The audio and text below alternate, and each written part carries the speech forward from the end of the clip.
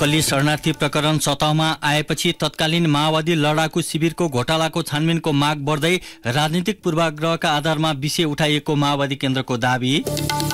सरकारको नीति तथा कार्यक्रम राष्ट्रिय सभाबाट पारित, सरकारी नीतिको विरोध गर्ने नैतिक अधिकार कसैलाई नभएको प्रधानमन्त्री दाहालको भनाई।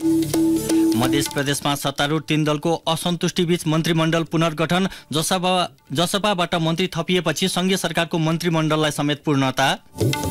भारत सरकारद्वारा कफ सिरप उत्पादन निर्यात गर्नु अघि नमुना परीक्षण गराउनु पर्ने अनिवार्य व्यवस्था। र नेपाल र भारत काठमाडौँमा आयोजित काबा महिला भलिबल च्याम्पियनसिपको सेमिफाइनलमा प्रवेश। नमस्कार, कान्तिपुर डायरीका साथमा सहकर्मी सुरज र म अनिल। सुरु गरौँ अहिलेसम्मका प्रमुख प्रसङ्गबाट। सुरुमा कान्तिपुर सविस्तार। कान्तिपुर सविस्तार। मुलुकमा यति बेला नक्कली भुटानी शरणार्थी प्रकरणको विषय सबैभन्दा बढी चर्चामा छ। नेपाली नागरिकलाई शरणार्थी बनाएर रकम असुल्ने गिरोहका सदस्य र केही राजनीतिक व्यक्ति समेत अनुसन्धानको दायरामा छन्। नक्कली भुटानी शरणार्थी प्रकरण सतहमा आइसकेपछि अहिले तत्कालीन माओवादी लडाकु शिविरमा भएको भनिएको घोटाला छानबिनको विषय उठ्न थालेको छ। खास गरी प्रतिपक्षी दल एमाले लगायतले सो विषयलाई बढी मात्रामा उठाइरहेका छन्। माओवादी केन्द्रले भने राजनीतिक पूर्वाग्रहको आधारमा अन्य दलले शिविरको विषय उठाएको टिप्पणी गरेको छ। अख्तियार दुरुपयोग अनुसन्धान आयोगले समेत केही वर्ष अघि छानबिन गर्न खोजेको लडाकु शिविरको घोटालाको मुद्दा खासमा के हो त? क्यान्टोनमेन्टको कुरा कपोल कल्पित र पूर्वाग्रही छ भन्ने मेरो दृढ विश्वास छ।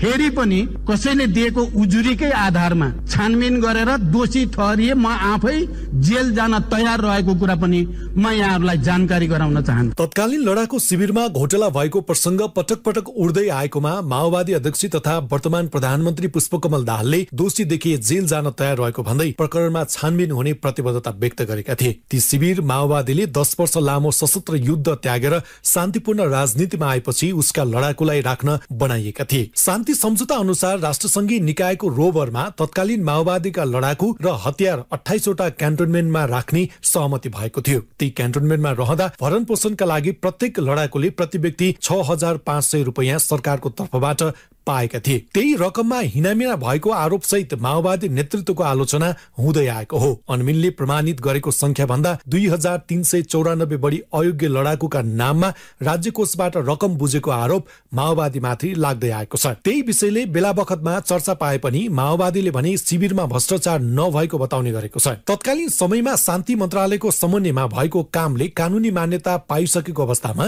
यसलाई राजनीतिक रूपमा उठाउने गरेको भन्दै छानबिनको दायरामा आउन तयार रहेको माओवादी नेताहरूले बताउने गरेका छन्। माओवादी केन्द्रका नेता माधव सापकोटा भन्छन्, अलि राजनीतिक हिसाबले भण्डा गर्ने एउटा विषय जस्तो मात्रै बनाइयो।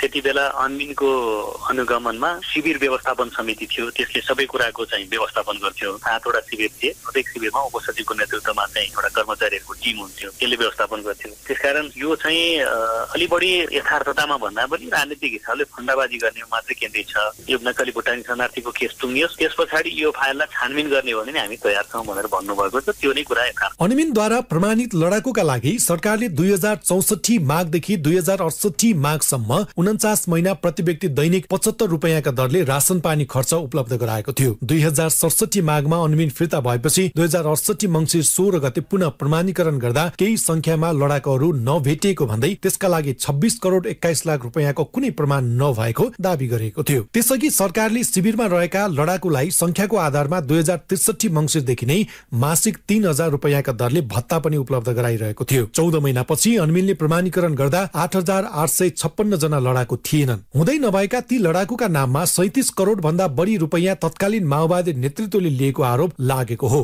लडाकुका लागि 2064 माघदेखि 2065 असोजसम्मको 9 महिनामा 6 करोड 57 लाख र त्यसपछिका 40 महिनामा 48 करोड 64 लाख रुपैयाँ भत्ता उपलब्ध गराइएको थियो। त्यही पृष्ठभूमिमा लडाकु शिविरमा अनियमितता भएको विषय माओवादी विभाजनपछि अन्य घटकले समेत उठाउँदै आएका छन्। अख्तियार दुरुपयोग अनुसन्धान आयोगले समेत छानबिन गर्न खोजेको विषय बेला बखतमा मात्र उठ्ने गरेको छ। पछिल्लो पटक नक्कली भुटानी शरणार्थी प्रकरणपछि यो विषयले महत्त्व पाएको छ। त्यसैले दलका नेताहरूले लडाकु शिविरमा भएको भनिएको घोटालाको छानबिनको माग गरिरहेका छन्। वर्तमान सत्ता साझेदार नेपाली कांग्रेसका नेता मीन विश्वकर्मा भन्छन्, जसको बारेमा प्रश्न उठ्छ त्यो सम्बन्धित दल वा नेताले त्यो विषयमा स्पष्ट पार्नु त आवश्यकै छ नि। त्यो बेला नेपाली कांग्रेसको नेतृत्वको सरकार थियो, हामीले बजेट निकासा गर्यौं। नेकपा माओवादी केन्द्रले क्यान्टोनमेन्टको व्यवस्थापन आफै गर्ने भन्दा नेतृत्वले चेक बुझ्यो, नेतृत्वले रकम बुझ्यो, त्यसको आर्थिक फाँटवारी भएर फर्सेट पनि भइसक्यो। अब त्यसमा अनियमितता भएको या नभएको भन्ने विषय सम्बन्धित निकायको ध्यानकर्षण भएर उसले जे भन्छ त्यो अनुसार हुनुपर्छ।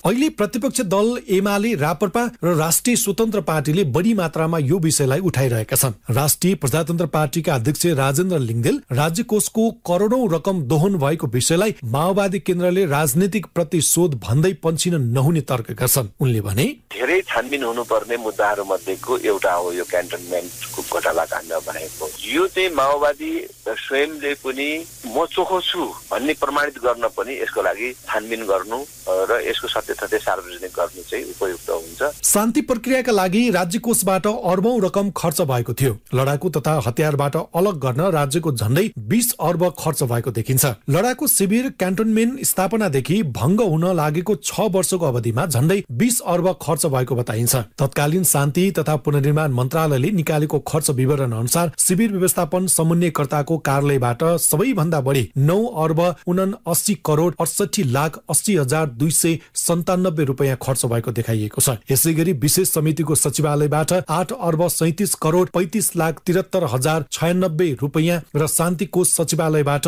1 अर्ब 54 करोड 48,15,000 रुपियाँ खर्च भएको देखाइएको छ। राज्य कोषबाट वैधानिक रूपमा करोडौं हिनामिना भएको प्रष्ट भए पनि माओवादी पानीमाथिको ओभानो बन्न खोजेको एमालेको तर्क छ। एमाले नेता पदम गिरी छानबिनबाट आउने निष्कर्षलाई आत्मसात गर्न तयार हुनुपर्ने बताउँछन्। 5 वर्षसम्म निरन्तर रूपमा 6500 दरले जति पैसा लगियो ती व्यक्ति क्यान्टोनमेन्टभित्र थिएनन् भन्ने कुरा त प्रमाणितै भयो। अनि भइसकेपछि अहिले पनि त्यो ठिक थियो, सही थियो भनेर भन्ने कुराको केही खासमा अर्थ छैन। छानबिनका निम्ति माओवादीले त तयार हुनु पर्यो। लडाकु शिविरको विषय एमालेले माओवादीसँग सत्ता सहकार्य गरेको समयमा भने उठाउने गरेको पाइँदैन। अहिले प्रतिपक्षको भूमिकामा रहेको एमालेको हालैको केन्द्रीय कमिटिले सो विषयको छानबिनको माग गरेको छ। त्यसो त माओवादी पार्टीले पनि लडाकु शिविर भित्रको अनियमितता छानबिन गर्न तत्कालीन महासचिव पोष्टबहादुर बोगटीको संयोजकत्वमा समिति गठन गरेको थियो। समितिले प्रतिवेदन बुझाए पनि त्यसलाई पार्टीले सार्वजनिक गरेको छैन। त्यो सँगै 2073 मा अख्तियार दुरुपयोग अनुसन्धान आयोगले लडाकु शिविरमा भएका आर्थिक घोटालाका सम्बन्धी छानबिन अगाडि बढाएको थियो, तर अघि बढ्न सकेको छैन। पटक पटक सत्ता पुगेको माओवादीमाथि सबैभन्दा आलोचनाको विषय नै यही विषय भएको छ। राजनीतिक विश्लेषक मुमाराम खनाल भन्छन्, एउटा कानुनी हिसाबले खोज्नुहुन्छ भने त्यसमा भ्रष्टाचारको कुरा देखिँदैन। तर भ्रष्टाचार कहाँनिर देखिन्छ भन्दा त एउटा त तात्कालीन चाहिँ गृहमन्त्री कृष्णबहादुर महराको बेरोजुमा चाहिँ एउटा देखिन्छ, एउटा रकम देखिन्छ हैन। अर्को चाहिँ के हो भने ती लडाकुहरूले पाएको रकममा चाहिँ 1 देखि 3000 सम्मको लेबीको नाममा चाहिँ तात्कालीन कमान्डरहरूले त्यो पैसा उठाएका छन्। माओवादी लडाकुको पैसा उनीहरूका कमान्डरले उठाएको कुराबाट हेर्नुहुन्छ भने ती कमान्डरहरूलाई चाहिँ छानबिन गर्नुपर्ने अवस्था चाहिँ देखिन्छ। नक्कली भुटानी शरणार्थी प्रकरणको छानबिन अघि बढेपछि भ्रष्टाचार विरुद्ध कदम चालेको जस पाएका प्रधानमन्त्री दाहालका सामु लडाकु शिविरको घोटालाको छानबिन गर्नुपर्ने दबाव बढ्दै आएको छ। त्यसैले 2048 सालपछि ठूला भ्रष्टाचार काण्डको छानबिन गर्नुपर्ने माग गर्दै आएका उनी दाहालले तेस्रो प्रधानमन्त्री कालमा यो विषयलाई कसरी सम्बोधन गर्ने हुन् त्यसको भने टुङ्गो लागेको छैन। तर लडाकु शिविरको घोटाला माओवादी केन्द्रका लागि अझै लामो समयसम्म बल्झिरहने घाउ बन्ने निश्चित छ। रेडियो कान्तिपुरका लागि सन्तोष गन्धर्व। कान्तिपुर सविस्तार। यसैबीच काठमाडौँ जिल्ला अदालतले नक्कली भुटानी शरणार्थी प्रकरणको अनुसन्धानका क्रममा हिरासतमा रहेका 16 जना विरुद्ध 2 दिन म्याद थप गरेको छ।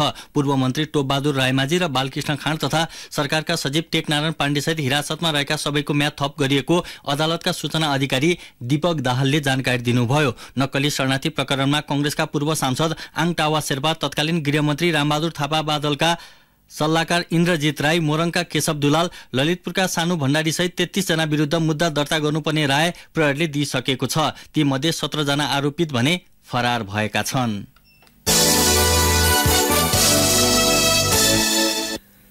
सरकारको नीति तथा कार्यक्रम संघीय संसदको माथिल्लो सदन राष्ट्रिय सभाबाट पारित भएको छ। राष्ट्रिय सभाको आजको बैठकमा नीति तथा कार्यक्रम बहुमतले पारित भएको राष्ट्रिय सभाका अध्यक्ष गणेश प्रसाद तिमल सिन्हाले घोषणा गर्नुभयो। आर्थिक वर्ष 2080-81 का लागि नेपाल सरकारको नीति तथा कार्यक्रमलाई निर्णयार्थ प्रस्तुत गर्दछु। माननीय सदस्यहरू, यो प्रस्तावको पक्षमा हुने माननीय सदस्यहरूले हुन्छ भन्नुहोला र यसको विपक्षमा हुने माननीय सदस्यहरूले हुन्न भन्नुहोला। यो प्रस्तावको पक्षमा हुने माननीय सदस्यहरूले हुन्छ भन्नुहोस्। यो प्रस्तावको विपक्षमा हुने माननीय सदस्यहरूले हुन्न भन्नुहोस्। हुन्छ भन्ने पक्षका माननीय सदस्यहरूको बहुमत भएकोले आर्थिक वर्ष 2080-81 का लागि नेपाल सरकारको नीति तथा कार्यक्रम बहुमतले पारित भएको घोषणा गर्दछु। बैठकमा सांसद तुलसा कुमारी दाहाल, विमला घिमिरे र विमला राई पौडेलले राखिएको संशोधन प्रस्ताव बहुमतले अस्वीकृत भएको थियो। त्यसअघि नीति तथा कार्यक्रममाथि सांसदले राखिएको जिज्ञासाको जवाफ दिँदै प्रधानमन्त्री पुष्पकमल दाहालले नीति तथा कार्यक्रमको विरोध गर्न सैद्धान्तिक र नैतिक धरातल कसैसँग नभएको बताउनुभयो। प्रतिपक्षमा रहेका र सत्तापक्षमा रहेकाको न्यूनतम साझा कार्यक्रमको धरातलमा उभिएर नीति तथा कार्यक्रम बनेकाले यसको अति विरोध र अति समर्थन आवश्यक नभएको दाहालले बताउनुभयो। सैद्धान्तिक, राजनैतिक र नैतिक धरातलमा उभिएर भन्ने हो भने यो नीति कार्यक्रम हामी सबैको राष्ट्रिय सहमतिको नीति कार्यक्रम बन्न गएको छ। यो एउटा मौलिक विशेषता दुर्लभ भेटिन्छ। हामी अहिले सत्ता पक्ष र प्रतिपक्षमा त छौं, तर एउटा यस्तो विशिष्ट चरित्र सहित, यस्तो पृष्ठभूमि सहित छौं हामी कि हामीले साझा नीति कार्यक्रम सामूहिक रूपले निर्माण गर्यौं र त्यसैको जगमा यो सरकारको नीति तथा कार्यक्रम बनेको हुनाले एक्सट्रिममा गएर यसको विरोध गर्ने पनि सैद्धान्तिक धरातल र नैतिक धरातल म चाहिँ देख्दिन र एक्सट्रिममा गएर समर्थन गर्नुपर्ने पनि छैन। प्रधानमन्त्री दाहालले लिम्पियाधुरा, लिपुलेक र कालापानी नेपाली भूमि हो भन्नेमा सरकार प्रष्ट रहेको दावी गर्नुभयो। विद्यमान सीमा समस्या समाधान गर्न सरकारले कूटनीतिक पहल गर्ने भन्दै उहाँले राष्ट्रिय परराष्ट्र नीति सञ्चालनमा पनि सरकारको धारणा स्पष्ट रहेको बताउनुभयो। परराष्ट्र नीति सञ्चालनमा सबै राजनीतिक दलबाट एउटै धारणा हुनुपर्दछ भन्ने कुरामा सरकार विश्वास राख्दछ। राष्ट्रिय हितलाई सर्वोपरि राखी सार्वभौमिक समानता, पारस्परिक लाभ र सम्मानका आधारमा छिमेकी लगायत सबै मित्र राष्ट्रसँगको सम्बन्धलाई थप प्रगाढ बनाउन सरकार प्रतिबद्ध छ। देशको सार्वभौम सत्ता, भौगोलिक अखण्डता, राष्ट्रिय स्वाधीनता, स्वाभिमान र सिमानाको सुरक्षाको लागि सरकार सदैव सचेत र प्रतिबद्ध छ। लिम्पियाधुरा, लिपुलेक र कालापानी नेपाली भूमि हो भन्ने कुरा नेपाल सरकार बडो प्रष्ट छ। सीमा सम्बन्धी विषयलाई तथ्यका आधारमा समाधान गर्नुपर्ने विषय सरकारको प्राथमिकतामा रहने प्रधानमन्त्री दाहालको भनाइ थियो। राष्ट्रिय सभाको अर्को बैठक आगामी आइतबार बस्ने गरी स्थगित भएको छ। कान्तिपुर डायरीमा अब ब्रेकको पालो। कान्तिपुर डायरीमा अब बाँकी प्रसंग। मध्य प्रदेशमा सत्तारूढ तीन दलको असन्तुष्टि बीच मन्त्रीमण्डल पुनर्गठन गरिएको छ। मुख्यमन्त्री सरोज कुमार यादवले कंग्रेसका 2 र एकीकृत समाजवादीका 1 जना मन्त्री थप्नु भएको हो। कंग्रेस नेता कृष्ण प्रसाद यादव भौतिक पूर्वाधार तथा विकास, वीरेन्द्र प्रसाद सिंह स्वास्थ्य तथा जनसंख्या तथा एकीकृत समाजवादीका गोविन्द बहादुर न्यौपाने भूमि व्यवस्था, कृषि तथा सहकारी मन्त्री बन्नु भएको छ। असन्तुष्ट माओवादी केन्द्रले भने आफ्ना 2 मन्त्रीलाई फिर्ता बोलाएको छ। उद्योग वाणिज्य तथा पर्यटन मन्त्री सुनिता यादव र राज्य मन्त्री रहबर अन्सारीलाई फिर्ता बोलाइएको माओवादी केन्द्रका संसदीय दलका नेता भरत शाहले जानकारी दिनुभयो। यसैबीच मुख्यमन्त्री सरोज कुमार यादवले सत्तारूढ दलबीचको समस्या 1 साताभित्र समाधान हुने दावी गर्नुभएको छ। दलहरूको असन्तुष्टि सम्बोधन गर्न मुख्यमन्त्री यादवले गृह, सञ्चार तथा कानून, वन तथा वातावरण एवं श्रम तथा यातायात मन्त्रालय आफ्नै मातहतमा राख्नु भएको छ। प्रधानमन्त्री पुष्पकमल दाहाल नेतृत्वको मन्त्रीमण्डलले बल्ल पूर्णता पाएको छ। जनता समाजवादी पार्टीका वीरेन्द्र प्रसाद महतो वन तथा वातावरण मन्त्रीमा नियुक्त भएपछि मन्त्रीमण्डलले पूर्णता पाएको हो। यसअघि ती मन्त्रालय प्रधानमन्त्री दाहाल आफैले सम्हाल्दै आउनु भएको थियो। यसैबीच जसपाकी नेत्री प्रमिला कुमारी शिक्षा, विज्ञान तथा प्रविधि राज्यमन्त्री बन्नु भएको छ। प्रधानमन्त्री दाहालको सिफारिसमा आज राष्ट्रपति रामचन्द्र पौडेलले मन्त्री र राज्यमन्त्रीमा नियुक्त गर्नुभएको हो। 3 जना राज्यमन्त्री सहित मन्त्रीमण्डल 25 सदस्यीय भएको छ। स्थानीय तहको दोस्रो कार्यकालका लागि निर्वाचित जनप्रतिनिधिले कार्यभार सम्हालेको 1 वर्ष बितेको छ। यही मेसोमा 11वटा स्थानीय तह रहेको गोर्खामा 94 वडामा जनप्रतिनिधिहरूले काम गरिरहेका छन्। गाउँ गाउँमा सिंहदरबारको नारा घङ्काइए पनि चीनसँग सीमा जोडिएको चुमनुब्री गाउँपालिकाको कतिपय वडामा सरकारी सेवाका लागि दिनभर पैदल हिँड्नुपर्ने बाध्यता रहेको हाम्रा सहकर्मीले जनाएका छन्। त्यस्तै सडक सञ्जाल विस्तार नभएको सामा गाउँ र चेकम्पारका बासिन्दालाई गाउँपालिकाको केन्द्र पुग्नै 3 दिन लाग्ने गरेको स्थानीयवासीले गुनासो गरेका छन्। गोर्खाबाट सहकर्मी हरिराम उप्रेतीको रिपोर्ट। सदरमुकामको गोर्खा नगरपालिका तथा सिरानचोक र अजिरकोट गाउँपालिका केन्द्र पुग्ने बाहेक जिल्लाका अन्य पालिकाको केन्द्रसम्म पक्की सडक बनिसकेका छैनन्। वडा र पालिकाको सेवा लिन हिलेर धुले सडकको यात्रा गर्नुपर्ने बाध्यतामा जिल्लावासी छन्। तर जनप्रतिनिधि भने 1 वर्ष कार्यकालमा सन्तोषजनक काम भएको दावी गर्छन्। राजनीतिक हिसाबले एउटा दलबाट निर्वाचित भए पनि जनप्रतिनिधि भएपछि समग्र जनतालाई हेरेर काम गर्दा गाउँमा विकासका गति केही बढेको गोर्खा नगरपालिका 4 का वडा अध्यक्ष लालप्रसाद भट्टराई बताउँछन्। संघीयताले गाउँमा धेरै परिवर्तनको अनुभूति गर्ने अवसर ल्याएको भट्टराईको तर्क छ। यो 1 वर्षको बीचमा नेपाल सरकारले लिएर आएको संघीयताको एकदम घनीभूत यसको सफलता हामीले चाहिँ प्रयोग गरेका छौँ र जहाँ हाम्रो बाटोको सक्सेस थिएन त्यहाँ बाटो पुर्याएका छौँ, जहाँ हाम्रो बिजुली थिएन त्यहाँ पुर्याएका छौँ र पहिला एकमुष्ट आउँदाखेरि थोरै रकम हुन्थ्यो, अहिले धेरै रकम आयो। जनताले रोजगारी सिर्जना भएको हुनसक्छ, फेरि कहीँ चाहिँ यसको विकृति पनि आछ, तर सकारात्मक हिसाबले सोच्दाखेरि यो चाहिँ धेरै राम्रो छ र यसले प्रगति धेरै लिएर आयो। पहिलो कार्यकालका जनप्रतिनिधिले सिकाइमै समय खर्चिए। दोस्रो पटक निर्वाचित जनप्रतिनिधिको पनि 1 वर्षसम्मको गतिविधि हेर्दा जनताको भावना भन्दा पनि शासन गर्ने अधिकार प्राप्त गरे जस्तो ढङ्गले काम गर्ने गरेको कानुन व्यवसायी स्थानीय सुर्दबाडी बताउँछन्। जनप्रतिनिधिसँग जनताको आशा बढी भए पनि व्यवहारमा अपेक्षा गरे जस्तो सेवा सुविधा अझै पाउन नसक्दा जनतामा निराशा छाएको उनको भनाइ छ। स्थानीय जनप्रतिनिधिबाट जुन खालको अपेक्षा गरेका थिए त्यो खालको उपलब्धि पाउन सकिराखेको अवस्था छैन र नागरिकहरूको पनि विगतको तुलनामा क्रमशः स्थानीय तहका जनप्रतिनिधिप्रति आश बढ्ता जागेको छ। यिनीहरूबाट केही हुन्छ भन्ने आश नागरिकले गरेका छन्, तर व्यवहारमा नागरिकले अपेक्षा गरे जस्तो सेवा सुविधा चाहिँ स्थानीय तहबाट पाउन सकेको अवस्था छैन। स्थानीय सरकार सञ्चालनको अनुभव हेर्दा सोचेको भन्दा फरक देखिएको दुर्गमको धार्चे गाउँपालिकाका अध्यक्ष लक्ष्मण गुरुङ बताउँछन्। सीमित स्रोत साधनबाट जनताको असीमित चाहना पूरा गर्ने चुनौती रहेको गुरुङको तर्क छ। सबै स्रोत साधन केन्द्रमा थुप्रिएको, कर्मचारी केन्द्रमा स्थानीय तहमा अधिकार धेरै दिएको छ, तर त्यसको चाहिँ कार्यान्वयन गर्ने पक्ष साधन र स्रोत त्यो चाहिँ अभाव छ। त्यस कारणले गर्दाखेरि हामीले सोचेको जस्तो काम गर्न सक्ने अथवा जनताको चाहनालाई चाहिँ परिपूर्ति गर्ने सम्भावनाहरू देख्दैन। स्थानीय तह विशेष गरेर 2 भागमा बाँडिएको देखिन्छ। एउटा त पहिलो कुरा सेवा प्रवाह हो, दोस्रो चाहिँ विकास निर्माण। त्यस कारणले अहिले हामीहरूले चाहिँ निरन्तर दिन सकेको चाहिँ सेवा प्रवाह हो। विकास निर्माणको हिसाबले गर्दाखेरि अब थुप्रै चाहिँ बजेटहरू चाहिने भएको हुनाले त्यो बजेट अभावको कारणले गर्दाखेरि विकास निर्माण अथवा पूर्वाधार निर्माणमा हामीले जनताले चाहेको अनुसार अगाडि बढ्न सकिरहेको छैन। विकास निर्माणसँगै जनता स्वरोजगारमूलक कार्यक्रममा स्थानीय तहले जोड दिनुपर्ने आशामा छन्। गुणस्तरीय शिक्षा, स्वास्थ्य, रोजगारीको खोजी गर्दै ग्रामीण क्षेत्रका स्थानीय सहर केन्द्रित बनेका छन्। यसो हुँदा गाउँ रित्तिँदै गएको छ। दोस्रो कार्यकालमा निर्वाचित जनप्रतिनिधिबाट स्थानीयले विकास र समृद्धि हुने आशा गरेका छन्। असीमित आकांक्षा पूरा नहुँदा स्थानीय भने पूर्ण रूपमा जनप्रतिनिधिसँग सन्तुष्ट छैनन्। रेडियो कान्तिपुरका लागि हरिराम उप्रेती, गोर्खा। रौतहटको चन्द्रपुर 4 स्थित माछापुछ्रे बैंकका सेवाग्राहीको खाताबाट 9 लाख रुपैयाँ हराएको विषयमा दुवै पक्षबीचको विवाद सहमतिमा पुगेको छ। सहमतिपछि पीडित भनिएका पक्षले विरोध स्थगित गरेको छ भने बैंकले शाखा कार्यालयबाट सेवा सञ्चालन गरेको छ। यसअघि पीडित भनिएका सेवाग्राहीका आफन्तले बैंक घेराउ गरी 2 दिन सेवा अवरुद्ध पारेका थिए। बैंकले आफ्नो तर्फबाट केही शर्तमा हराएको रकम बराबरको चेक पीडित सेवाग्राहीलाई 1 महिनाभित्र साट्ने गरी प्रदान गरेको छ। प्रहरी कार्यालयमा दुवै पक्षबीच भएको छलफलमा रकम हराएको भनिएको विषयमा 1 महिनाभित्र अनुसन्धान गर्ने निर्णय भएको हाम्रा सहकर्मीले जनाएका छन्। वृन्दावन नगरपालिका 3 का रामेश्वर राय यादवको खाताबाट 9 लाख रुपैयाँ गायब भएको थियो।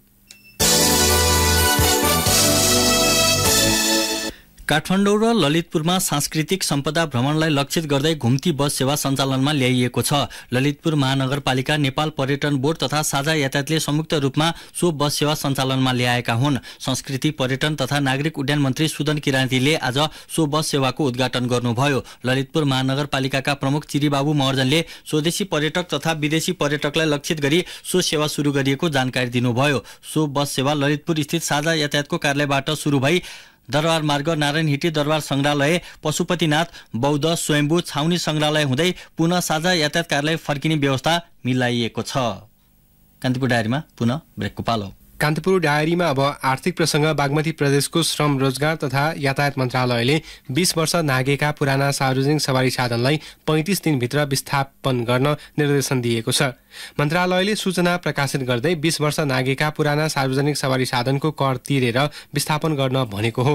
प्रदेशभित्र सवारी तथा यातायात क्षेत्रको व्यवस्थापनका लागि पुराना सवारीको हकमा यो व्यवस्था गर्न लागि प्रदेश सरकारले जनाएको छ।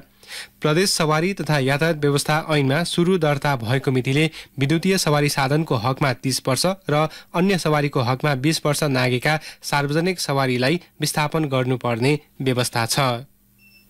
नेपाल धितोपत्र बोर्डले 7वटा नयाँ ब्रोकरलाई सञ्चालन अनुमति लाइसेन्स प्रदान गरेको छ। यसअघि आशयपत्र प्रदान गरेका मध्ये आवश्यक पूर्वाधार पूरा गरेका 7वटालाई ब्रोकर कारोबार सञ्चालन अनुमति प्रदान गरिएको बोर्डले जनाएको छ। यसअघि बोर्डले नयाँ लाइसेन्सका लागि आह्वान गरेपछि 45वटा आवेदन परेका थिए। यी ब्रोकर सञ्चालनमा आइसकेपछि नेपालमा ब्रोकरको संख्या 57 पुग्नेछ। भारत सरकारले कफ सिरप निर्माताले आफ्नो उत्पादन निर्यात गर्नुअघि नमुना परीक्षण गराउन अनिवार्य गरेको छ। कम्पनीले जुन 1 देखि सरकारद्वारा स्वीकृत प्रयोगशालाबाट विश्लेषणको प्रमाणपत्र लिनुपर्नेछ। गाम्बिया र उज्बेकिस्तानमा भारतमा निर्मित केही कफ सिरप मृत्युसँग जोडिएपछि सरकारले कडाई गरेको अन्तर्राष्ट्रिय सञ्चार माध्यमले जनाएका छन्। विश्वको 1/3 औषधि उत्पादन गर्ने भारतको औषधि उद्योगमा विवादले असर पारेको थियो।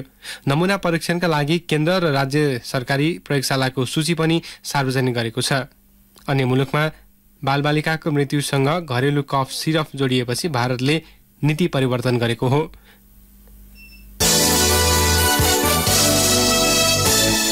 कान्तिपुर डायरीमा अब खेल प्रसङ्ग।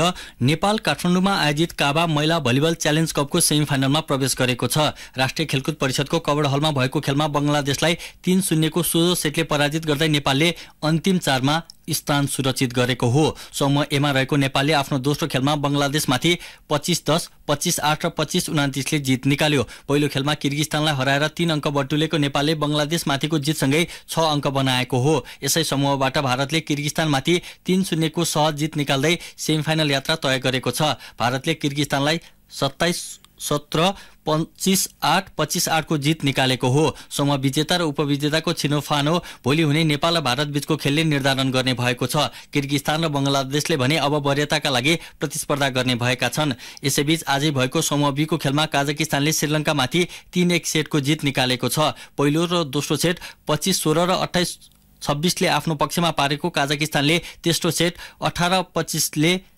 श्रीलङ्कालाई सुम्पिएको थियो। चौथो सेटमा काजाकिस्तानले 29-27 ले जित निकाल्यो। यस जितपछि काजाकिस्तानको 6 अङ्क भएको छ। पहिलो खेलमा काजाकिस्तानले मालदिभ्सलाई पराजित गरेको थियो। सैनिक स्मारक ए डिभिजन लिग फुटबलमा खुमलटार र विभागीय टोली नेपाल पुलिस क्लब विजयी भएको छ। त्रिपुरेश्वर स्थित दशरथ रङ्गशालामा भएको खेलमा खुमलटारले साधोबाटो युथ क्लबलाई 1-0 गोल अन्तरले हराएको हो। खुमलटारका लागि विदेशी खेलाडी मोसौके ओलुमौले खेलको 37औं मिनेटमा गरेको गोल निर्णायक बन्यो। यो जितपछि खुमलटारको 21 अङ्क भएको छ भने साधोबाटोको 29 अङ्क छ। यस्तै लिग अन्तर्गत आजै भएको अर्को खेलमा नेपाल पुलिस क्लबले 3 स्टार क्लबलाई 1-0 गोल अन्तरले हराएको छ। पुलिसको जितमा अहमद हिजाजीले निर्णायक गोल गरे। यो जितपछि पुलिस 25 अङ्क जोडेर तालिकाको 8औं स्थानमा उक्लिएको छ। 3 स्टार 26 अङ्क सहित तालिकाको 6औं स्थानमा रहेको छ। जाँदा जाँदै मुख्य समाचार फेरि एकपटक।